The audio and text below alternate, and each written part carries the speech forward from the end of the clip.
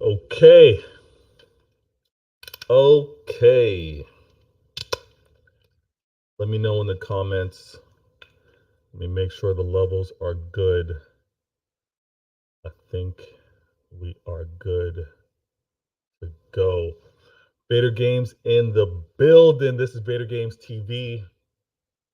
Why always me? And you're tuned in. I see in the comments, I got my peeps already. First things first, my peeps come first. Good looking out. Thanks for the support. Danny, big up. You know what it is. McLovin. What a do, V. Thank you for tuning in. What a show we've got going on today. I'm going to let the room fill up a little bit.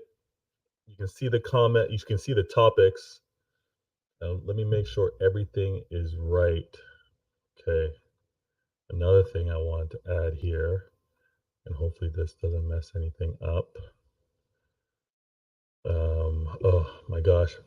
I've been involved in a few things. If you guys have been following me on Twitter, you've seen that I've been messing around with a few things based off of the support that I've been able to receive. Studios changed a little bit. You see the entrance. I'm just trying to add more. There's audio and there's sound, or I should say some music, some background sound that I would love to add that is coming, because you know at the very least what I'm trying to do for this show is have flawless victory. Trying to have some flawless victories, and it's for you guys and girls talking football. I'm trying to make this happen. All right, so thanks for tuning in. Thanks for the love. Thanks for the support. We are going to make this happen. So let me move this over here. I hope those levels are good, and we are going to actually adjust this too. Thank you. Here we go. Let me know in the comments how you're dealing with this international break. Is it bothering you as much as it's bothering me? I miss the EPL. I miss it. I miss it. All right, so we're clean. Let's get into it, because we got a lot to talk about. And before we go, we got to do it right. Got to run the intro.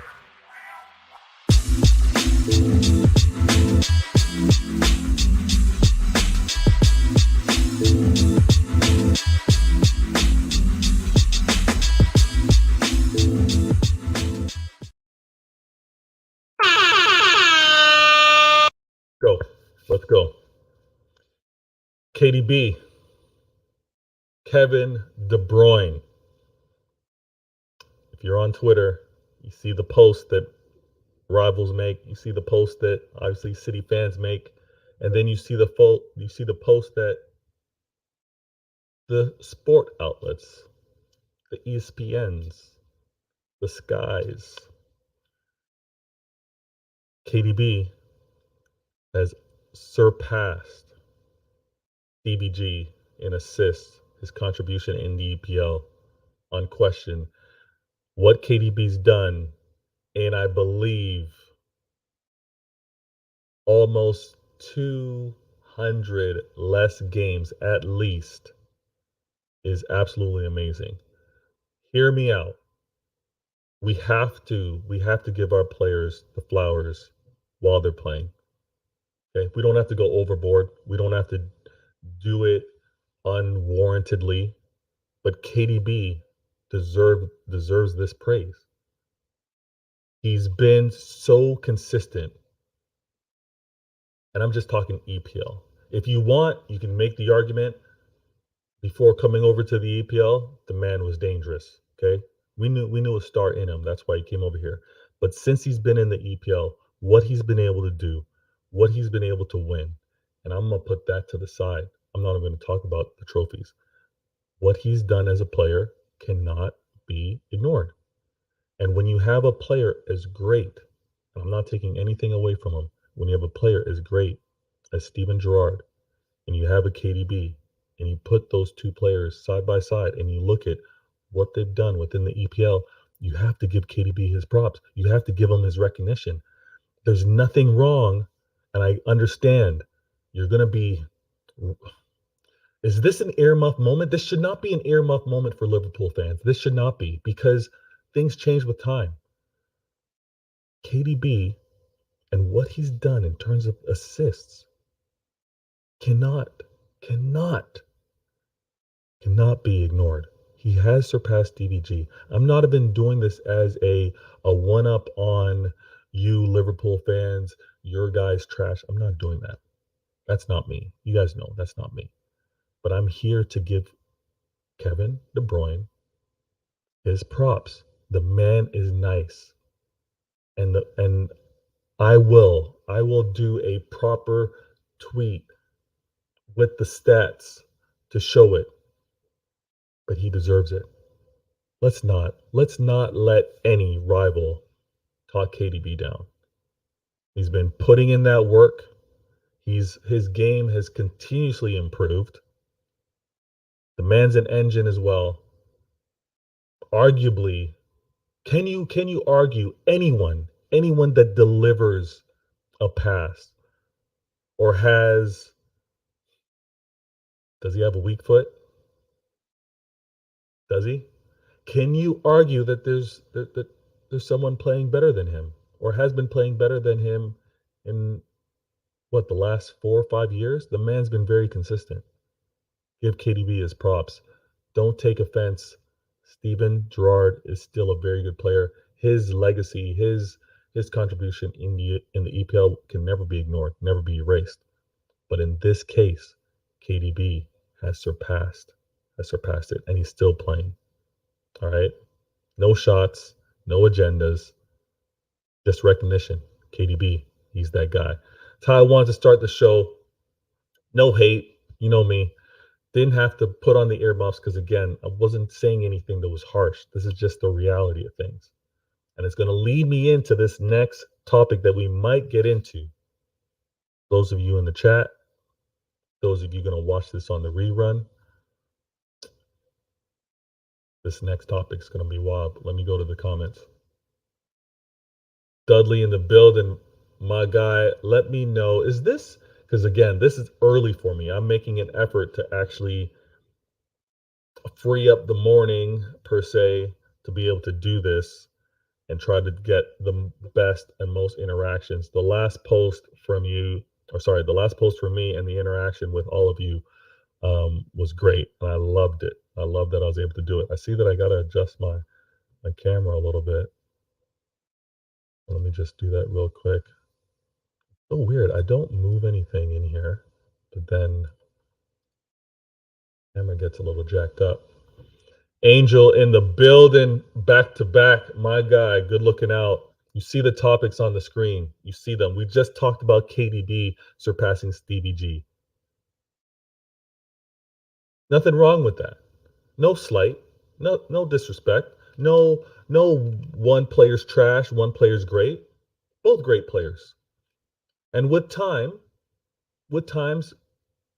there will come players that have the quality, have the ability, and in some cases can surpass past greats. KDB is one of those players. KDB is that guy.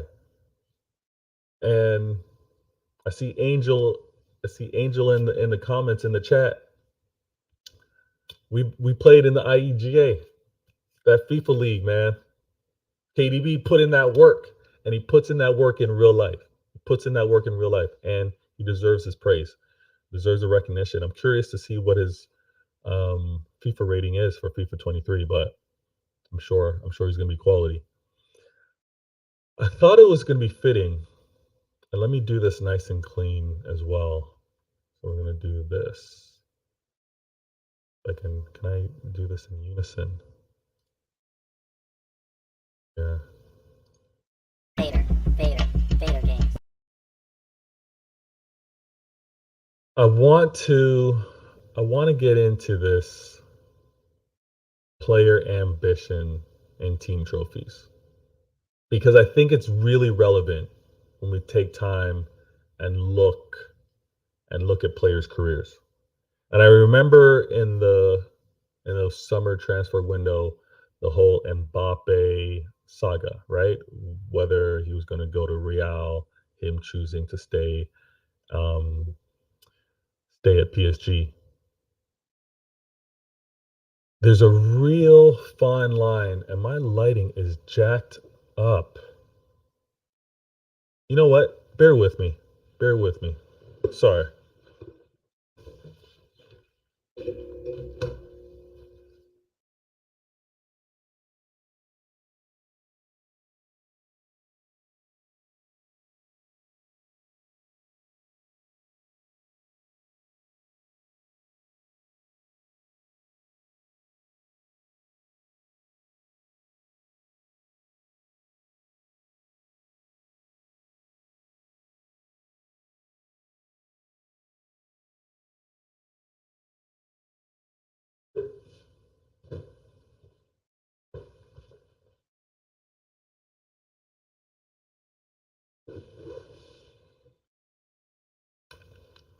Apologies.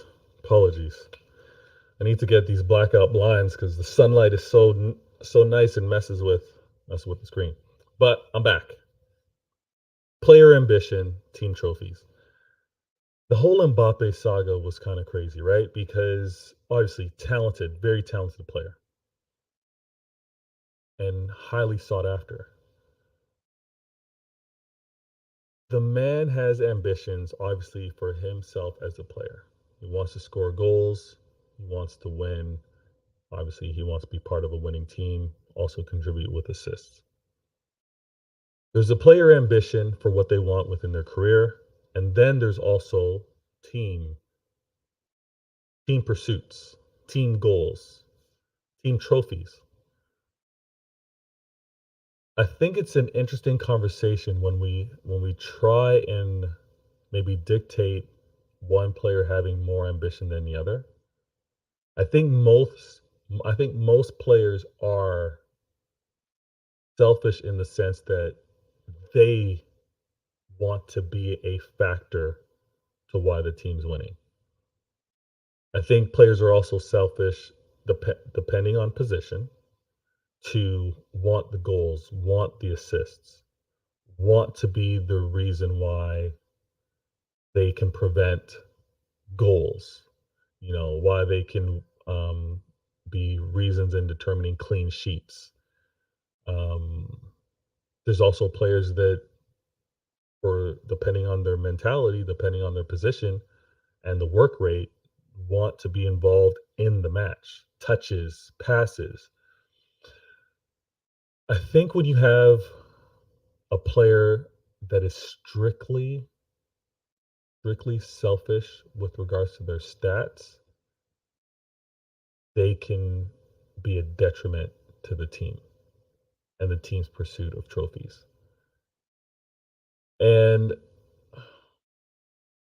when I look at the players at Manchester City, there's not many that actually come to mind that I think are selfish where they only want their player goals to come through. There aren't many, but there have been some. And I'm not going to point any fingers at any today. I would like I would like you, if you're watching this on the replay, hit me up at the comments. And it's no slight. Which players do you suspect to be more about their player ambition than they are about the team trophies? And there's a balance. I think even within a career, a player may be more team trophies at the early part of their career, possibly. And then that changes to where they maybe have more of a "I want mine" type focus.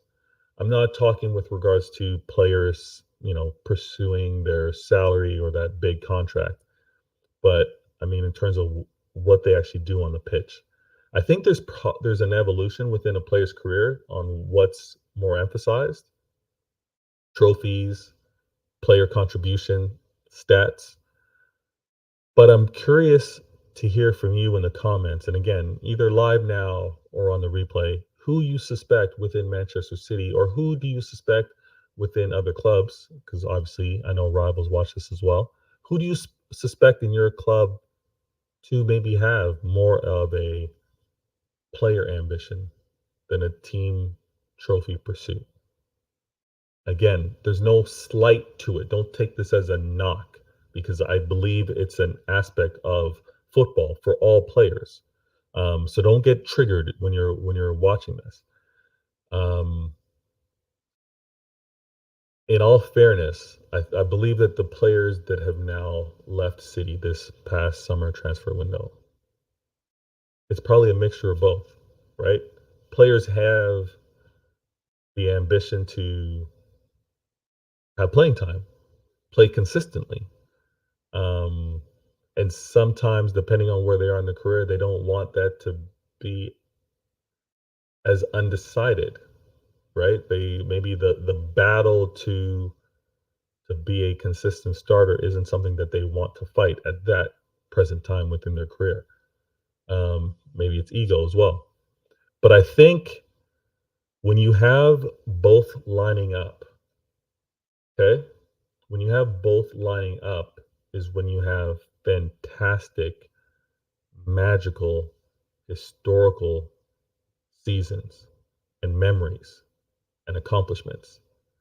I'm looking at Manchester City right now, and I had the same vibe looking at City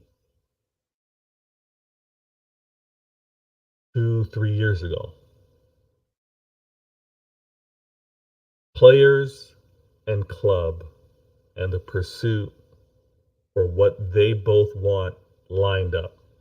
I think we have that this year. I think the influx of new players, I think the disappointment of past seasons and not accomplishing some of the goals, I think that's resulted in players being incredibly focused and the club being incredibly focused as well. There's a chance for something special to happen this season, early, early in the season. I'm not tripping. 2 games played in Champions League, 6 or 7 games played in the Premier League. But when you have players like I'm seeing in Holland, and I'm gonna focus on Holland specifically because he's played the most in terms of new additions coming to the club. His player ambition, the club's trophy ambitions, perfectly lined up. And now the pursuit for every match, every outing just seems to be like everyone's on the same page. Nothing's going to stand in our way. We know within the life of sport, it's a matter of health. It's a matter of being able to play, having the bodies. But I think the mentality is bang on. Let me go to Angel real quick. Angel goes, Mbappe is a liability. Mbappe does have some questions surrounding him right now. You think of his player ambitions and whether they coincide, whether they sync up well with the club. You also think of players within the club, and no disrespect, but you look at players like Messi, you look at players like Neymar. Is everyone, with regards to their player ambition, going to be on the same page and fight for each other, put in that work rate for each other that's needed to win what they should be winning based off of the talent on that team? I'd like to revisit this player ambition and team trophies with a very calm conversation with some neutrals and rivals. I'd be curious to hear from a Tottenham fan what they think of Harry Kane and his player ambitions to the team's pursuit for trophies. I'd be curious to hear from Manchester United fan and what they think of a particular player on their club, for example, Bruno Fernandes, and his player ambitions, or Casemiro, new addition to Manchester United, his player ambitions, with regards to the club's trophy pursuits. I'm curious because again, it's a combo that I'm looking to have. But player ambition and team trophies need to line up, I think, for the best success. And when it doesn't, you either have players exiting pretty quickly or you have teams not accomplishing their trophy goals. All right. Vader games. Now, this may be an earmuff for all of you it's not. No, it's not. It's not. Everyone needs to hear this. Everybody needs to hear this. Now, I'm a very res- respectful person for the majority of the time.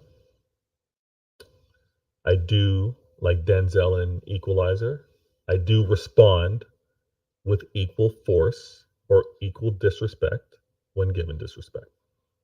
But in this case, I just want to be clear. Non-City fans, don't talk to us about what City fans should be expecting. Don't talk to us City fans about what we should be demanding of our manager, of our club. Non-City fans, don't talk to us about what our ambition should be, what our goals should be, what our priorities should be. I had the pleasure of being on the Mancunian Way Martin show yesterday, and it sparked based off of a conversation that happened within Twitter Spaces. And shout out to my guy Don Hussam. This is football. That's his YouTube channel, but he sparked the space. There were co-hosts, and the conversation kind of spammed around what's tougher, Champions League, Premier League. I'm not going to have that conversation right now. If you've missed it, previous shows, I don't know if I properly titled it, but it's on a previous video. I'm sure I'm going to address it again. But it then got to, and sometimes, the banter gets thrown in, agendas get thrown in, but it's looking at Champions League and what can be accomplished, and then looking at Manchester City as well as other clubs and determining who should be winning it, who are the favorites. Now, it's funny with regards to some of those conversations because I myself could never label one club the ultimate best club to beat anyone that they face throughout a season. Even right now, based off of today, best squad versus best squad, I'm not going to say City is expected to win. I can't. There's many, and the reason why the Champions League is what the Champions League is because of the quality of clubs within it. So I'm not going to go that far. I will go as far as to say Manchester City should be one of the clubs expected to go far in the tournament. And expected to go far in the tournament because anything may happen. Honestly, going far in that tournament is semis and finals.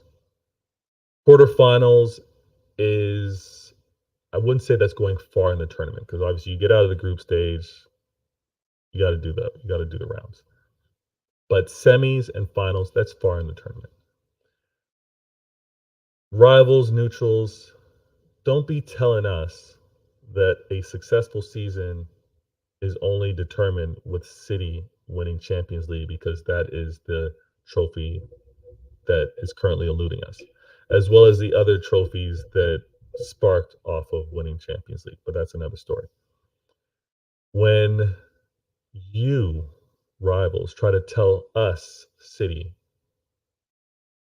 that you're not a big club, you're not relevant, you're not sitting at the table, you're not one of the big clubs until you've won it, have that opinion. That is all fine. And you can have that opinion, you can have that belief. But don't for 1 second think that we as City fans agree with you. Don't think that we as City fans agree with you. We're different. We're built different. There's there's something that is so unique that can't be understood unless you actually take time and ask the questions, unless you actually take time and observe. And it seems really wild. And I encourage you to talk to some of the long-standing Manchester City, whether they're based there, whether they've satellite and they've moved. But I encourage you to talk to some of the older fans. When you hear fans that say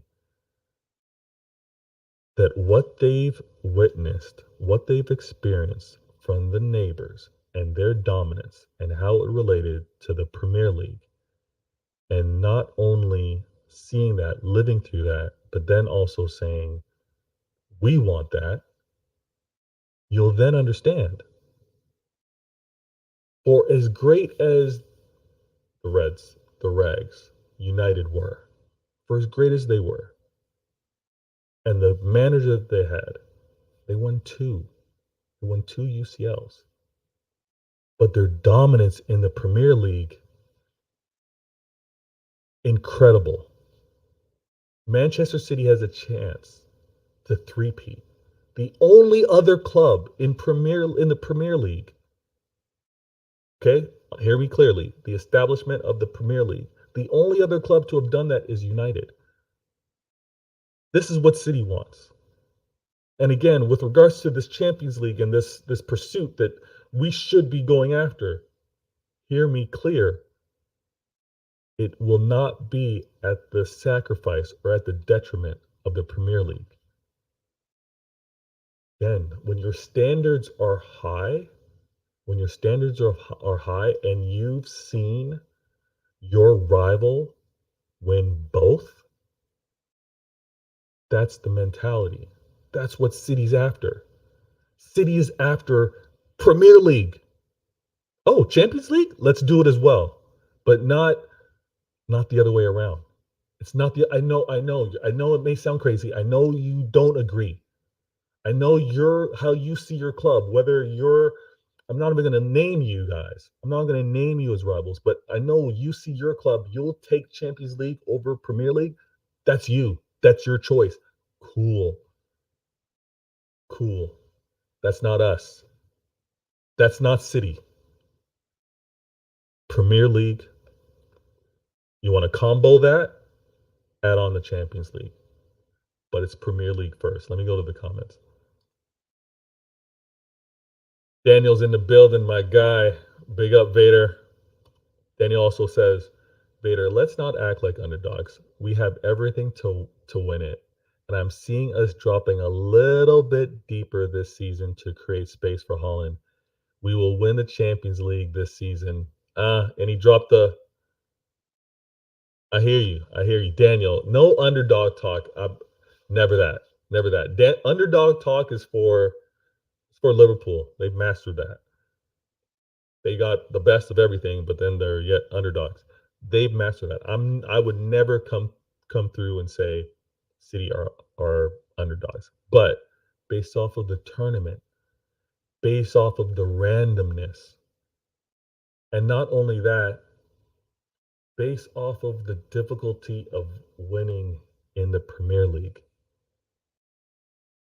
Based off of the difficulty of winning the Premier League, which, Daniel, we want.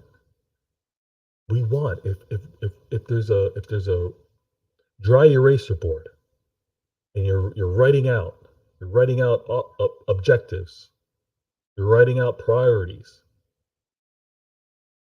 Premier League is there. Repeat. The Premier League. There. Champions League. Bonus. Multiple trophies. Yes, that's what we want. It's that level of quality, that level of high ambition that we have. But not at the sacrifice of the of the Premier League. We saw how Pep prioritized last season. We saw that. And obviously you have to make adjustments based off of available bodies, based off of health of squad. I get all that. And that's actually going to lead me to something that's actually bonus to talk about that I didn't realize.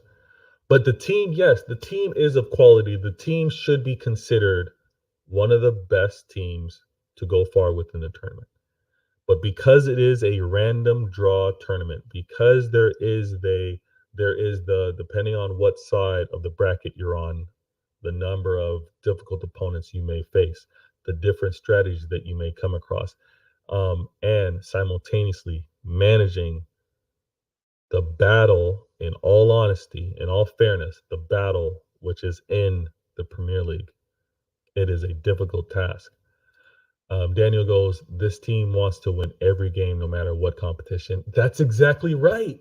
That's exactly right. And we know when you have that type of pursuit, it's going to require something special. Guaranteeing a final appearance within the Champions League, never that. But at the same time, I never played the underdog. I would never play the underdog. I got to keep it real. Now, and Angel will understand this because Angel's in North America, and I believe he watches the NBA.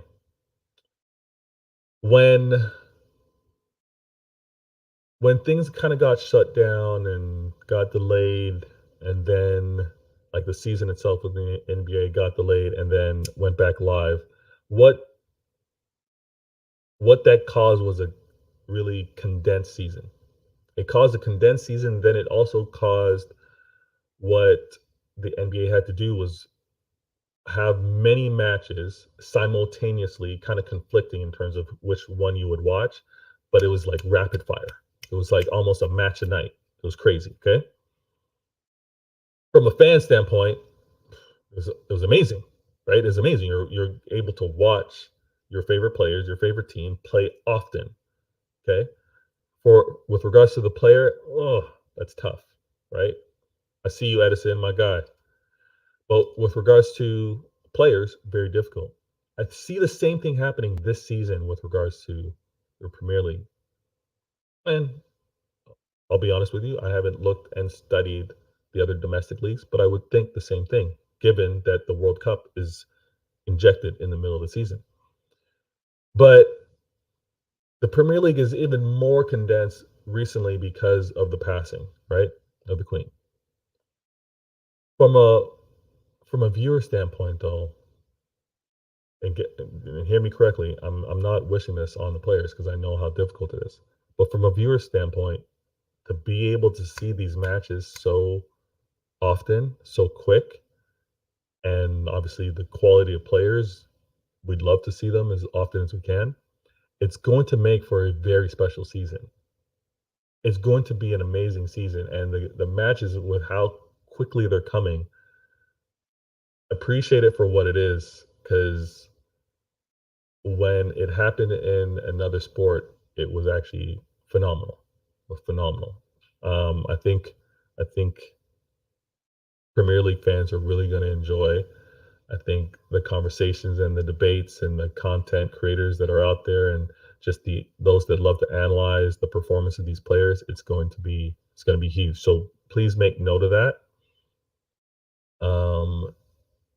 And yeah, let me go to this comment. Daniel goes, I disagree with you, Vader. This team is more hungry to win the UCL. Holland ringtone is the Champions League anthem, but we will try to win everything like always. We will prioritize the UCL in the last stages. Now, Daniel, I love that you're disagreeing with me. I love that you got the cojones. I love that you got the stones to post it. And I will concede a little bit to what you're saying. And what I mean by that is I think if there's room, if there are point gaps between City and whoever may be second in the late stages of the UCL, you'll see that priority. You'll see that emphasis on the Champions League because we can afford to. But I think if it's a similar situation, neck and neck, for example, with the Liverpool going to the end of the season I don't see us prioritizing Champions League over the Premier League. I don't see that. But I do 100% agree with you that this team is hungry. They are hungry to win it. They are, I believe, hungry to be the only other team to three-peat. Because you know what that means, Daniel. And this is where you got to look long term. You got to look out in the future. You got to yes, you have to be in the moment. You got to handle business now. But if, and I pause for dramatic tension. But if City win 3, the City players and that hunger will be the only players and only club to 4. Daniel, you hear me? 4. Think about it. Take a second. Think about it. 4. I think we can combo this season and next season.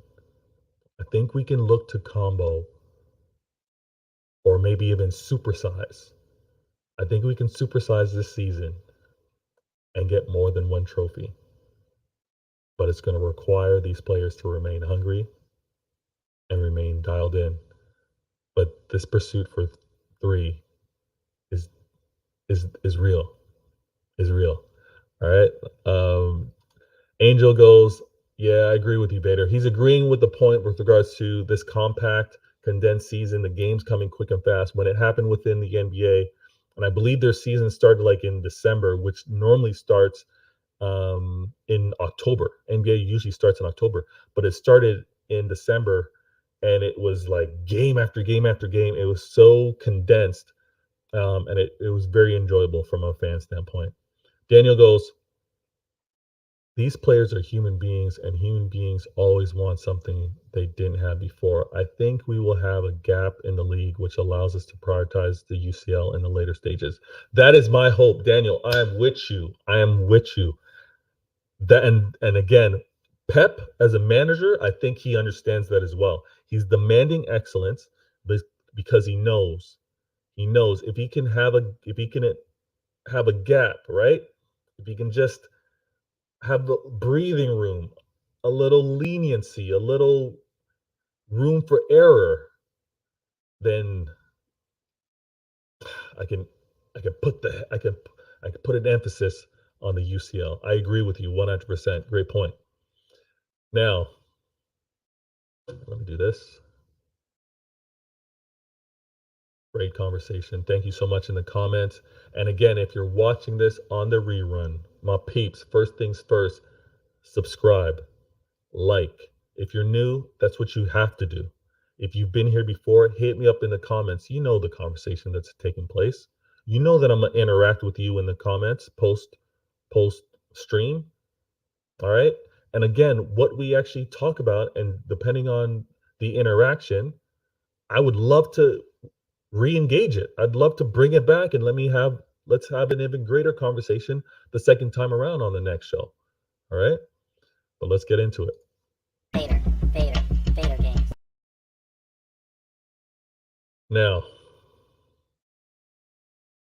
this is kind of crazy. And I know it's not something that us as City fans have to deal with. But in the comments, do your best to list out the American owners in the Premier League. Okay? Do your best. I looked this up the other night. I didn't commit it to memory.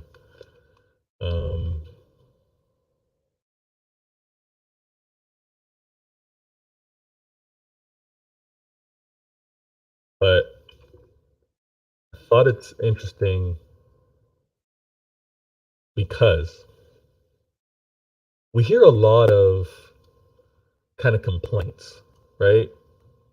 There's going to be those downers, those complainers, the whiners. But let's be real, there's a lot of American owners in the Premier League, in the EPL. Um, Most recently, newest addition, American owners to the Premier League is Todd Bowley, and he hasn't hesitated to share his opinion, share his points of view. Um, but I wanna ask the question. I really want to ask the question: who has the best American owner in the EPL? Who is the best American owner? Is that question posed? Has that been posed? Has that been answered? I don't think it has. I think we need to have the conversation because a lot of clubs are claiming that their owners are the worst, right? We got protests. We got hashtag out. It's happening a lot. Now, again, I don't believe that this is an earmuff section. I don't think it is. Do you guys think? I don't think it is. I don't think it is. Is it? Max, can you Max, can you earmuff it for me? We are gonna get so. I don't think it's an earmuff section. But if we're going to be talking about American owners, we're going to be talking about rivals. Glazers out, Kroenke's out, FSG out. I believe there's Aston Villa American owners. I believe Fulham's got American owners. I believe Crystal Palace has American owners, whether it's partially, majority, I'm not too sure. Leeds got American owners. Um, there's a lot. I know I'm forgetting some. West Ham's got American owners. I think you hear about the outs. You hear the outs from Liverpool. You hear the outs from Manchester United. You hear the outs from Arsenal. Um, who's got the worst? Or should I say, who's got the best? I believe the best owners are the owners that spend money.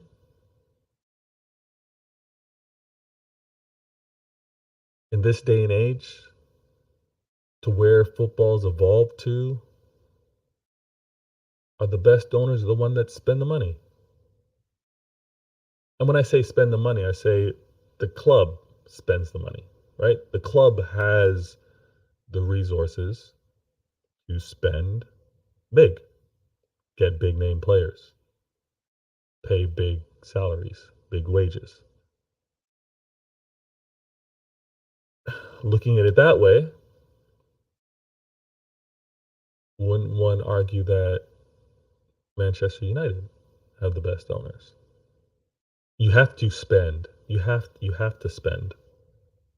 Quality requires money. Or do you look at Liverpool and their ownership, their balancing of the books, their sustainability, and their level of success? If we want to talk recency, last 4 or 5 years. I know that we're not going to say these owners from the very first day they arrived to where they are today, but if we are to judge on today, which owners have taken the club to a point of success? I could be wrong, but I think currently you have to spend to be in the mix. I hear Liverpool complaining that not enough spending is happening. But then I hear United say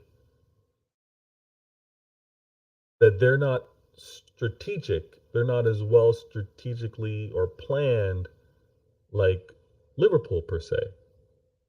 So Liverpool, well playing strategically, but not spending, complaining. United, spending, but not as strategic, complaining.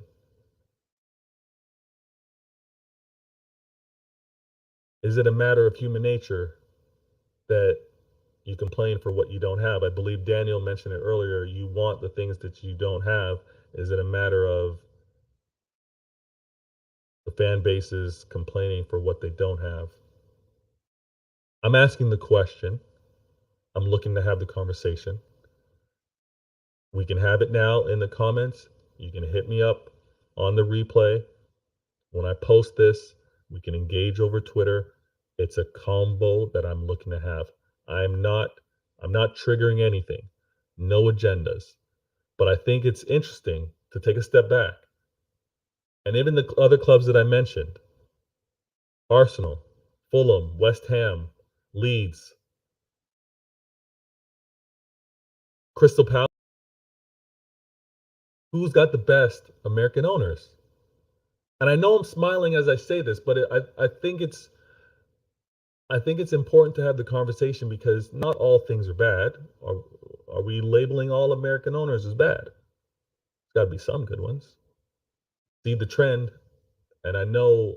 Tune in to Martin Shaw and the Mancunian Way, the conversation with regards to football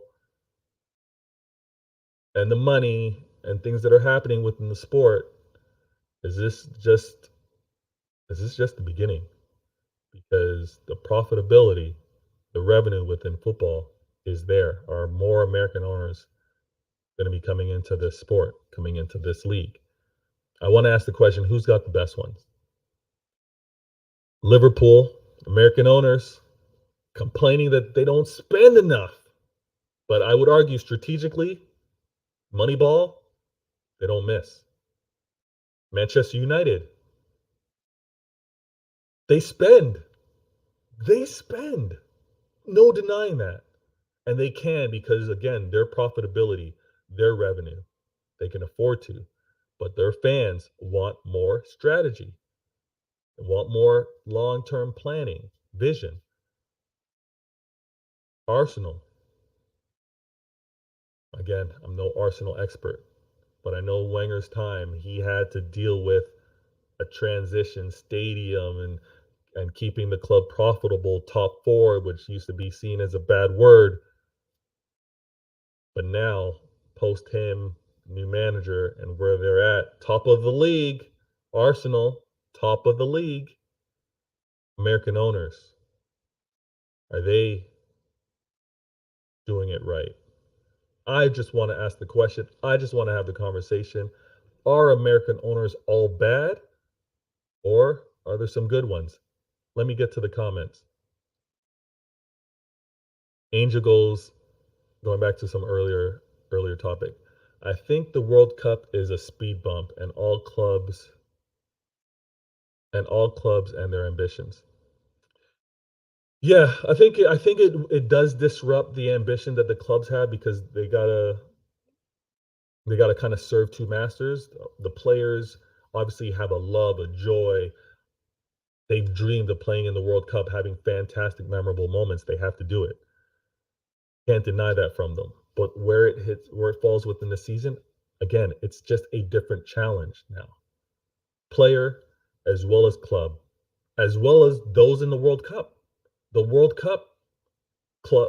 Cup teams and those managers are now dealing with players that are coming from a league will have to play, and it's not so much like the season's over with regards to managing them, which would typically happen in a World Cup.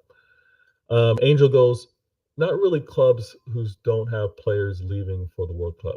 Okay. It's not a speed bump. I hear you. It's not a speed bump for the clubs that don't have a majority of their players going to the World Cup, but it is a speed bump in terms of disruption, right? It's a disruption to the season and causes for maybe loss of flow, loss of synergy, being on the same wavelength. Daniel goes, we have the best owners in the world. That's a fact. He invested so much money for the whole new infrastructure, the best people in the right positions, and now we are self-sustainable. Daniel, you're spitting, my guy. And this is why I can kind of take a step back, because I've seen how it's been done right. But then when I look at, not all clubs can do it that way, right? There are other owners that want the best for their club and do it with a different vision in mind. We can kind of also look at Newcastle now with their new ownership and what they've kind of already put out in terms of their plans, infrastructure, facility, and they've been closely mirroring. And why not? If it's not broke, don't fix it. Don't reinvent the wheel. If you've seen the success that City has, look to pull from that, put on your own inspiration, your own sprinkle, your own spice, your own sauce. Do it your way, but pull from what's been working. Dudley goes, why is my app tripping? My comment won't post now. Dudley has a comment, and I don't know why StreamYard is tripping like this. I'm trying to hide the last one and post his, but let me just let it settle for a little bit. Dudley goes, not all, oh, maybe it's working now. No, it's still not working. Not all American owners are bad, but there are some.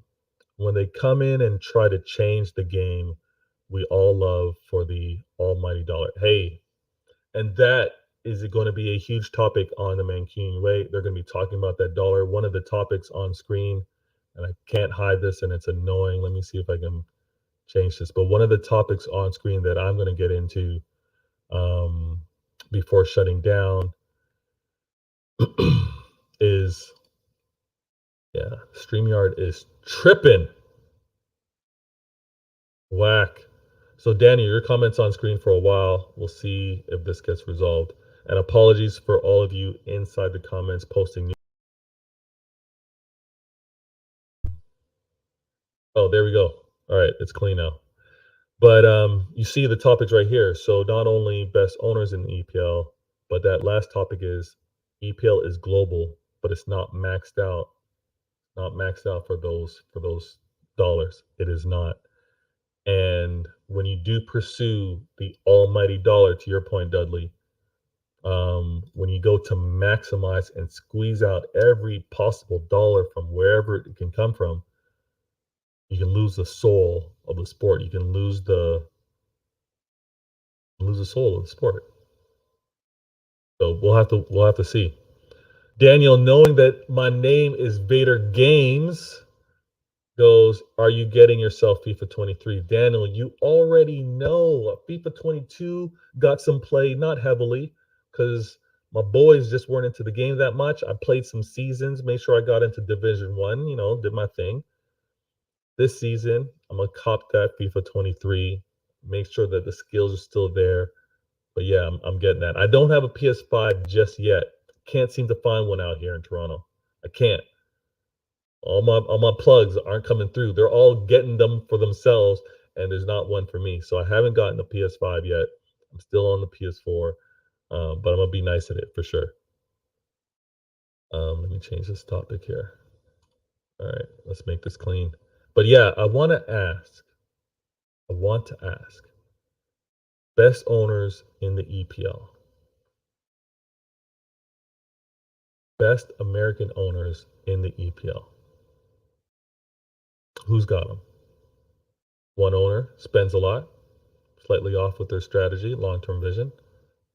Another owner, bang on, efficient, long-term planning, but their fan base believe that they don't spend enough. They don't spend enough. Let me go to this comment. Daniel's in game mode right now. Vader, you have to play Ultimate Team. Gets way more viewers. I know it does, but Daniel, you know me, man. Like, look, you and the few trusted, my peeps. You tune in, you watch me, right? You interact. You even catch me on the replay. Hit me up in the comments. I love that. I know Ultimate Team gets the views, but the Ultimate Team is not my scene. Didn't mean to make a rhyme, but I'm nice with it every time.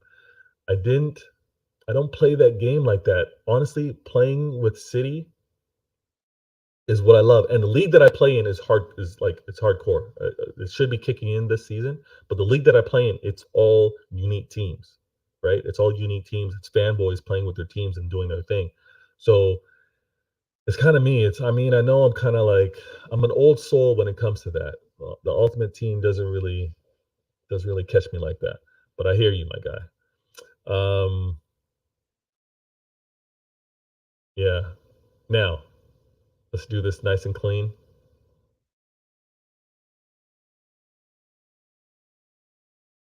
Vader games. Okay.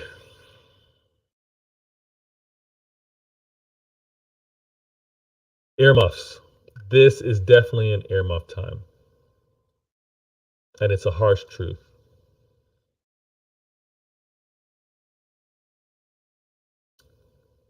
It's a harsh truth. And it's a segue from what I was just talking about. All right. If you got people that like to have the financial talk, that like to have the state of football, share this. Let them know.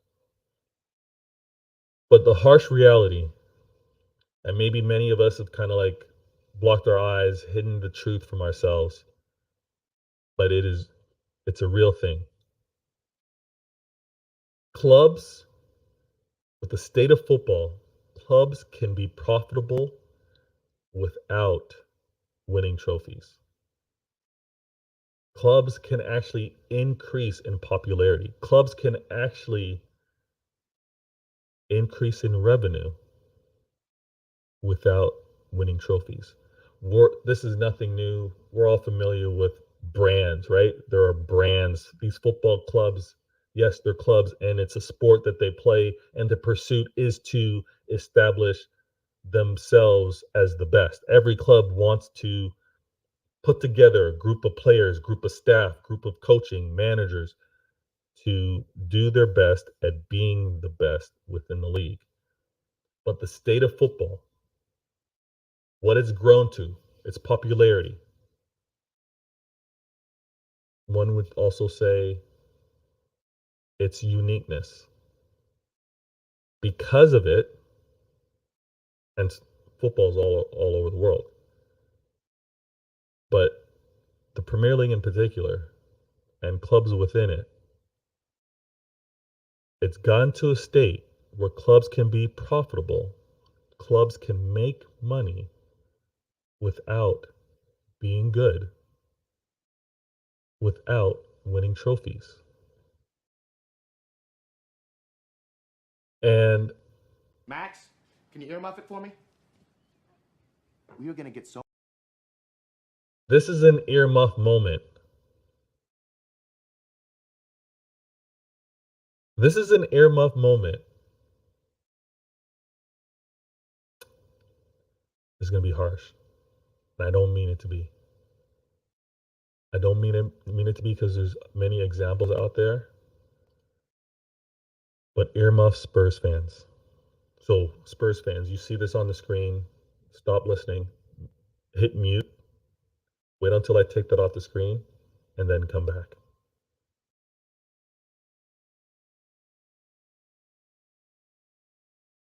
Tottenham Spurs are a prime example. Excellent case study, I should say, on how clubs can be profitable without winning trophies. How the fan base can be behind the club and support the club, grow the club without winning trophies. Don't get me wrong, I'm not saying this as a knock. I'm not saying this as it shouldn't be the case. Because you should continue and remain supportive of your club even when success isn't there. The fair weathers, there's the quote unquote, what do they call them? Like success hype or winning jump on the club bandwagoners. Never good. But the state of football, and in particular the Premier League, clubs can be profitable without winning trophies. And if clubs can be profitable without winning trophies, then some owners can choose, maybe through phases. I'm not saying for their lifetime, but clubs can choose to have phases where the priority to win isn't the case, isn't the emphasis, isn't the priority. The priority to win isn't there because the business can still be profitable. The fans will still be in tremendous numbers. Tottenham Spurs, tell me in the comments, because I don't know this top of mind, have not won for a very long time. A very long time. New stadium, team, relative success, Champions League final 5 years ago, top 4 finish last season. I'm not saying this as a knock, but I'm saying this as a reality for fans to understand. Clubs, owners don't need to have the pursuit of being the best to make sure that they can be financially successful anymore. So they're going to pick their spots. And as a fan base, you need to recognize that. The demanding for every club to win every year can be a fan's expectation and viewpoint. Just understand the owners are not thinking like that at all. What? I can just kind of coast. I can coast this year. I can coast this year and be top 4. I can coast this year, maybe be outside of the top 4. Fans are still going to be there. It's going to happen. Don't freak out. Look at United. United top 2 finish 2 years ago. Prior to that, not quite great finishes. Europa League finals, no real success in the Champions League. Still a profitable club. Not as much as they can be, but still a money maker. And as I was talking about earlier, American owners, money. Still able to make money even though you're not the best. It's the state of football. Fans, hear me out. Set your expectations knowing what the owners of the club's expectations are. And then I think all things will be good. Vader games. All right. Last but never least. And this is going to be brief. I'm going to talk about it heavily. Hopefully I get a chance to actually be on the Mancunian Way with Martin and his panel guests. But I love the EPL, no surprise. Those that tune in and interact with me, love as always. I appreciate the interaction and the conversation. I do my best. I catch the big matches in the other leagues, but I don't follow it like this. I'll be honest with you. Between my time, and again, I was surprised no one guessed the club within the NFL that I support based off of the footwear that I was rocking. But that's for another time. Catch my NBA, catch my NFL. Don't miss my EPL. The sport is global, hence why American owners are coming into it. And also with what the American owners know of the clubs that they happen to have, whether it's MLB, NBA, NHL, NFL, they know that there's things within the business model that isn't happening within the EPL that they could bring in, and then they can get more of this. They can get more of this. So they see, they basically see land that isn't fully cultivated. They see land that hasn't been fully transformed and maximized for human use, or I should say profitable use. So the American owners coming into the EPL, they see untapped revenue streams, untapped opportunities, more opportunities amongst the global fan base versus maybe the local fan base to get more of this, more money. And the EPL, it is global 100%, but it hasn't been maxed out for profitability, for revenue, and that's coming. I think it's going to be a very interesting conversation moving forward. I don't get heavy within the finances, but it's the reality. Football is a business. I love what happens on the pitch, but I also know what happens on the pitch is often dictated or possible because of what happens off of it. So we're going to continue to have this convo. Carl, Gundalorian, man's in his finances. When we end up talking on, collaborated streams, I think that's going to be a great combo. Mancunian Way and his peeps, Rich, Ozzy, Xander, conversations like that will obviously happen, and he gets some special guests on there as well. And then Pitch Points, True City Fan, Football and Chills, he has great panels as well. So that conversation with regards to not only the EPL, but its impact globally and what it means, it's all going to happen. So make sure that you subscribe, share this, all right? Clip this and share it. If there's something I messed up, there's something that was mad intelligent that I happened to say accidentally, if there's something that I happened to say that made you smile, made you laugh, share that as well. I'm doing my best to work on this channel, improve it. Soundboard came through. The studio is now much larger. My walking entrance now, and I'm just messing around with it. So subscribe to the family, support everyone. Thank you for being a part of this show. Today, I'm going to take a pic and share a pic of the kicks that I'm rocking because I didn't unlace them, and I don't want to waste time on show trying to loosen it up, and you gotta adjust the lacing and everything like that. I don't want to waste time on that, but I'm gonna show you real quick. And don't be disrespectful in the comments talking about boats and all that stuff. All right, don't do that. It's rude. But yeah, those are the kicks that I'm going to be sporting. And don't miss the next show. Let me get to this last comment real quick. Big Morgan, we meet again. Hello. Thank you, Morgan.